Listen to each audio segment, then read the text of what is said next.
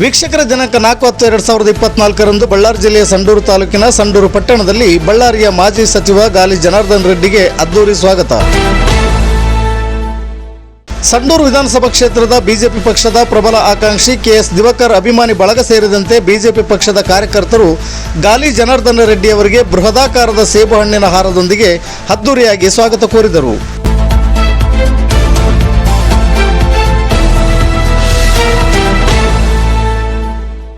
ಈ ಸಂದರ್ಭದಲ್ಲಿ ಸಂಡೂರು ವಿಧಾನಸಭಾ ಕ್ಷೇತ್ರದ ಬಿಜೆಪಿ ಪ್ರಬಲ ಆಕಾಂಕ್ಷಿ ಕೆಎಸ್ ದಿವಾಕರ್ ಮತ್ತು ಪಕ್ಷದ ಎಸ್ಟಿ ಮೋರ್ಚಾ ರಾಜ್ಯಾಧ್ಯಕ್ಷರಾದ ಬಂಗಾರಿ ಹನುಮಂತರವರು ಹಾಗೂ ಮುಖಂಡರಾದ ಜಿಟಿ ಪಂಪಾಪತಿ ಸೇರಿದಂತೆ ಪಕ್ಷದ ಜಿಲ್ಲಾ ಮುಖಂಡರು ಹಾಗೂ ತಾಲೂಕು ಮುಖಂಡರು ಮತ್ತು ಕಾರ್ಯಕರ್ತರು ಉಪಸ್ಥಿತರಿದ್ದರು.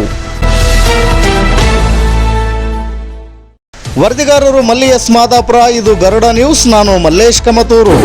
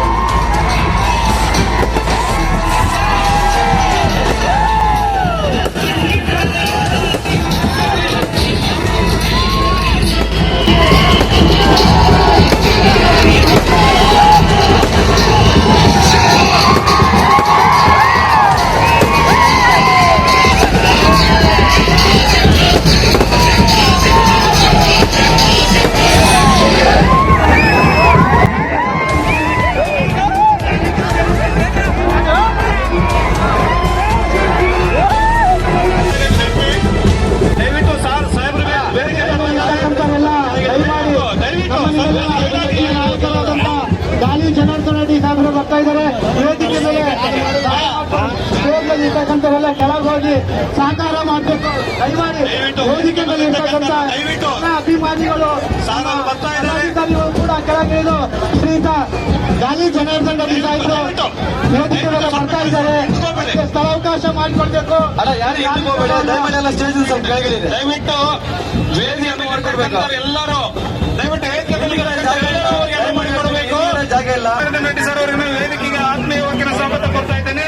ಅದೇ ರೀತಿಯಾಗಿ ಎಸ್ಸಿ ಮೋರ್ಚಾ ರಾಜ್ಯಾಧ್ಯಕ್ಷರಾಗಿರ್ತಕ್ಕಂಥ ಬಂಗಾರ ಹನುಮಂತನವರಿಗೆ, ಅದೇ ರೀತಿಯಾಗಿ ನಮ್ಮನ್ನೆಲ್ಲರ ನೆಚ್ಚಿನ ನಾಯಕರಾಗಿರ್ತಕ್ಕಂಥ ದಿವಾಕರ್ ಅವರಿಗೆ ಎಲ್ಲರಿಗೂ ಸ್ವಾಗತ ಮಾಡ್ತಾ ಇದ್ದೇನೆ.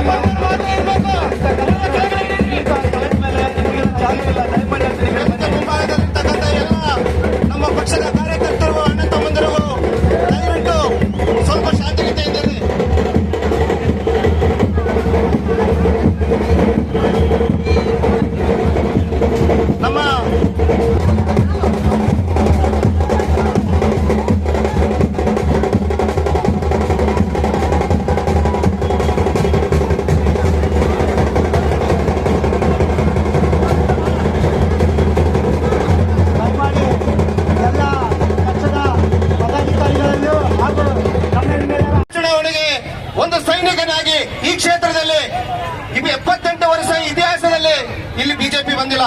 ಈ ಸಲ ನಾನು ಗೆಲ್ಲಿಸ್ತೀನಿ ಅಂತ ಹೇಳಿ ಪಣ ತೊಟ್ಟು ನಮ್ಮ ಜೊತೆಗೆ ಜನಾರ್ದನ್ ರೆಡ್ಡಿ ಸರ್ ಇದ್ದಾರೆ. ಒಂದು ಸೈನಿಕರ ರೀತಿ ನಾವೆಲ್ಲ ಜನಾರ್ದನ್ ರೆಡ್ಡಿ ಸರ್ಗೆ ಇರಬೇಕು. ಈ ಕ್ಷೇತ್ರ ಅಭಿವೃದ್ಧಿ ಆಗಬೇಕು. ಯಾಕಂದ್ರೆ ಇಲ್ಲಿರ್ತಕ್ಕಂಥ ಶಾಸಕರು 4 ಸಲ ಆಗಿದ್ದಾರೆ. ಅದೇ ರೀತಿ ಸಂತೋಷ್ ಲಾಡ್ ಒಬ್ಬರು 1 ಸಲ ಆಗಿದ್ದಾರೆ. ಒಟ್ಟು 21 ವರ್ಷ ಇದ್ರೆ ಕೂಡ ಈ ಕ್ಷೇತ್ರ ಅಭಿವೃದ್ಧಿ ಆಗಿಲ್ಲ. ಅವರ ಅಭಿವೃದ್ಧಿ ಆಗಿದ್ದಾರೆ. ಸ್ವಾಮಿಗಳೇ, ಇವತ್ತು ಇಲ್ಲಿರ್ತಕ್ಕಂಥ ಬಡವರ ಬಗ್ಗೆ ನಿಮ್ಗೆ ನೋವಿಲ್ಲ. ಆದ್ರೆ ಒಂದ್ ಹೇಳ್ತಾ ಇದ್ದೀನಿ, ಈ ಸಲ ಶತಾಯಗತ ಈ ಕ್ಷೇತ್ರ ಬದಲಾವಣೆ ಆಗುತ್ತೆ. ಇಲ್ಲಿರ್ತಕ್ಕಂಥ ಸಮಸ್ಯೆಗಳ ಬಗ್ಗೆ ಇರ್ಬೇಕಂದ್ರೆ ಜನಾರ್ದನ್ ರೆಡ್ಡಿ ಸರ್ ನಮ್ಮ ಜೊತೆಗೆ ಇರಬೇಕು. ಯಾಕಂದ್ರೆ ಇವತ್ತು ಶುದ್ಧವಾದ ನೀರಿಲ್ಲ. ಲಕ್ಷ್ಮೀಪುರದಿಂದ ನಾರಾಯಣ ಡ್ಯಾಮ್ ಚರಂಡಿ ನೀರು ಹೋಗುತ್ತೆ. ಅದೇ ನೀರು ನಾವು ಕುಡಿತಾ ಇದೀವಿ. ಸ್ವಾಮಿ, ನೀವು ಶಾಸಕರಾಗಿ ಏನ್ ಮಾಡಿದಿರಿ? ನೀವೇನ್ ಕೊಡುಗೆ ಕೊಟ್ಟಿದ್ರಿ ಸ್ವಾಮಿ? ಬರೀ ಸುಳ್ಳು ಆಶ್ವಾಸನೆ ಕೊಟ್ಟು ಭೂಮಿ ಪೂಜೆ ಮಾಡ್ಕೊಂತ ಹೋದ್ರೆ ಅಲ್ಲ ಸ್ವಾಮಿ. ಇಲ್ಲಿರ್ತಕ್ಕಂಥ ಸಮಸ್ಯೆಗಳ ಬಗ್ಗೆ ಬಗೆಹರಿಸ್ರಿ. ಇಲ್ಲಿರ್ತಕ್ಕಂಥ ಶಿಕ್ಷಣ ಇಲ್ಲ ಮಕ್ಕಳಿಗೆ. ಅದೇ ರೀತಿ ಇವತ್ತು ಜನಾರ್ದನ್ ರೆಡ್ಡಿ ಸಾರು ಸೊಂಡೂರಿಂದ ಕೂಡ್ಲಿಗಿ, ಸೊಂಡೂರಿಂದ ಕುಮಾರಸ್ವಾಮಿ ದೇವಸ್ಥಾನ, ಸೊಂಡೂರಿಂದ ಹೊಸಪೇಟು, ಸೊಂಡೂರಿಂದ ತೋರ್ಮುಖ ರಸ್ತೆ ಮಾಡಿರ್ತಕ್ಕಂಥ ವ್ಯಕ್ತಿ ಜನಾರ್ದನ್ ರೆಡ್ಡಿ ಸಾಹೇಬ್ರು. ಅದರಲ್ಲಿ ನೀವಿವತ್ತು ಟೋಲ್ ಕಲೆಕ್ಟ್ ಮಾಡ್ತಾ ಇದ್ರಿ. ಯಾವ ರೀತಿ ಮಾಡ್ತಾ ಇದ್ರಿ ಸ್ವಾಮಿ ನೀವು? ಇವತ್ತು ಲಾರಿ ಮಾಲೀಕರು, ಲಾರಿ ಓನರು, ಲಾರಿ ಕ್ಲೀನರು, ಅವ್ರ ಕುಟುಂಬ 50,000 ಇದ್ದಾರೆ ಸ್ವಾಮಿ. ಅವ್ರ ಬಗ್ಗೆ ಏನ್ ಆಲೋಚನೆ ಮಾಡ್ತಿದ್ರಿ? ಇಲ್ಲಿ ಕಾರ್ಖಾನೆಗಳು ನಡಿಬೇಕು, ಮೈನಿಂಗ್ ನಡಿಬೇಕು, ಈ ಕ್ಷೇತ್ರ ಅಭಿವೃದ್ಧಿ ಆಗುತ್ತೆ. ಎಲ್ಲಿ ಶಿಕ್ಷಣದಲ್ಲಿ ಅಭಿವೃದ್ಧಿ ಇರುತ್ತೋ ಆ ಕ್ಷೇತ್ರ ಅಭಿವೃದ್ಧಿ ಇರುತ್ತೆ. ಶಿಕ್ಷಣದಲ್ಲಿ ಏನಿಲ್ಲ, ಅವರು ಅಭಿವೃದ್ಧಿ ಆಗಿದ್ರಾಗ್ಲಿ ನಮ್ಮ ಕ್ಷೇತ್ರ ಅಭಿವೃದ್ಧಿ ಮಾಡಿಲ್ಲ. ಮುಂದೆ ಬರ್ತಕ್ಕಂಥ ದಿನಮಾನಗಳಲ್ಲಿ ಈ ಕ್ಷೇತ್ರ ಅಭಿವೃದ್ಧಿ ಆಗಬೇಕು. ಇಲ್ಲಿರ್ತಕ್ಕಂಥ ಕನಸು ಮಾಡ್ಬೇಕಂದ್ರೆ ನಮ್ಮ ಜನಾರ್ದನ್ ರೆಡ್ಡಿ ಸಾಹೇಬ್ರು ನಿಮ್ಮನ್ನೆಲ್ಲರನ್ನ ಉದ್ದೇಶಿಸಿ ಇವತ್ತು ಜನಾರ್ದನ್ ರೆಡ್ಡಿ ಸಾಹೇಬ್ರು 2 ಮಾತು ಮಾತಾಡಿದ್ದಾರೆ.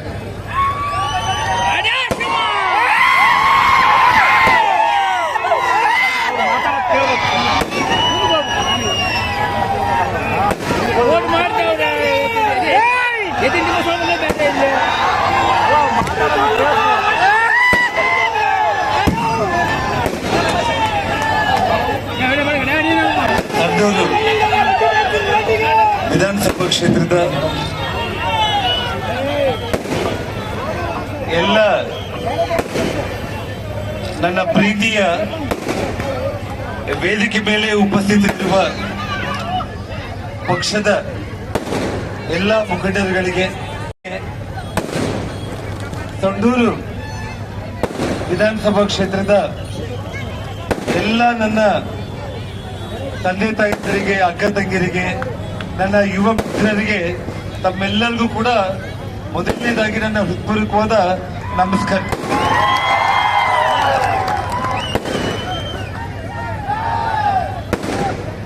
ನಾನು ಇವತ್ತು ಇಲ್ಲಿ ಭಾಷಣ ಮಾಡುವಂತ ಸಂದರ್ಭ ಇರುತ್ತೆ ಅಂತ ಅನ್ಕೊಂಡಿಲ್ಲ.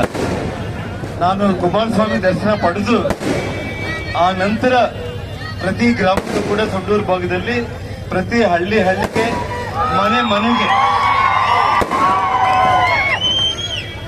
ಹಳ್ಳಿಗೆ ಪ್ರತಿ ಮನೆಗೆ ಎಲ್ಲ ವರ್ಗದ ಜನರನ್ನ ಖುದ್ದಾಗಿ ಬಂದು ಮಾತನಾಡಿ ನಿಮ್ಮ ಮನವೊಲಿಸಿ ಭಾರತೀಯ ಜನತಾ ಪಕ್ಷಕ್ಕೆ ಆಶೀರ್ವಾದ ಮಾಡಬೇಕು ಅಂತೇಳಿ ನಾನು ಬೇಡ್ಕೊಳ್ಳುವನಿದ್ದೆ ನಾನು. ಆದ್ರೆ ಇವತ್ತು ಎಲ್ಲ ನಮ್ಮ ಲೀಡರ್ಗಳೆಲ್ಲರೂ ಕೂಡ ನಮ್ಮ ದಿವಾಕರ್ ಅವರು ಆಗಿರ್ಬೋದು, ಉಪಾಪತಿ ಅವರು ಆಗಿರ್ಬೋದು, ಹನುಮಂತ ಅವರು ಆಗಿರ್ಬೋದು, ಎಲ್ಲ ನಮ್ಮ ಪಕ್ಷದ ನಾಯಕರುಗಳು ಈ ರೀತಿ ಒಂದು ಕಾರ್ಯಕ್ರಮ, ಸ್ವಾಗತ ಕಾರ್ಯಕ್ರಮ ಇವತ್ತು ಆಯೋಜನೆ ಮಾಡಿದ್ದಕ್ಕೆ ಅವರಿಗೆ ನಾನು ಧನ್ಯವಾದಗಳನ್ನು ತಿಳಿಸ್ತಾ ಇದ್ದೇನೆ. ಒಂದು ಮಾತು ಹೇಳಬಲ್ಲೆ, ನಾನು 14 ವರ್ಷಗಳ ಕಾಲ ಏನ್ ನಾನು ಹುಟ್ಟಿ ಬೆಳೆದಿರೋ ಬಳ್ಳಾರಿ ಜಿಲ್ಲೆಯಲ್ಲಿ ನಿಮ್ಮ ಪ್ರೀತಿಯಿಂದ ನನ್ನ ದೂರ ಮಾಡಿದ್ರು, ಇವತ್ತು ಭಗವಂತ ಅವ್ರಿಗೂ ಆ ಶಿಕ್ಷೆ ಇವಾಗ ಪ್ರಾರಂಭ ಆಗ್ತಾ ಇದ್ದೀವಿ.